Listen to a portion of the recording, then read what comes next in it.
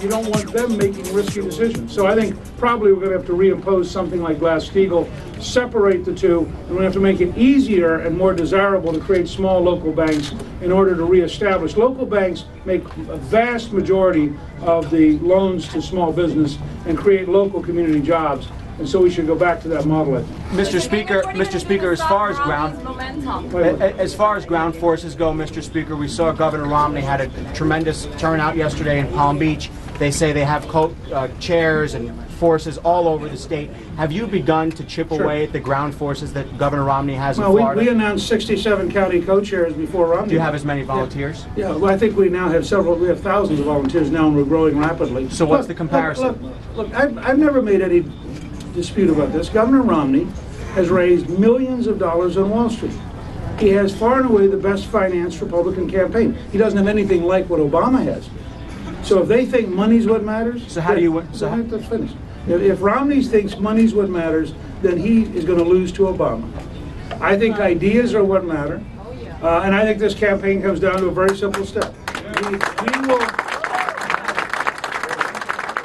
If you look at the most recent polls, Romney is sliding in South Carolina every morning because as people realize that he was not a conservative in Massachusetts, that he was much closer to Caucus and John Kerry than he was to Ronald Reagan. Right. As they learn this, I think you're going to see that by next Saturday, on the 21st, that I will win in South Carolina. When I win in South Carolina, it's exactly what happened to Romney. If you remember, Romney outspent McCain 10-1 in Florida and lost. Because after they got to all the ads, he was still Romney.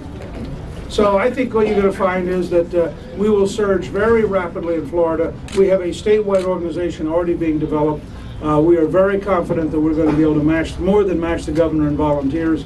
And I think in enthusiasm, there'll be no comparison. Mr. Speaker.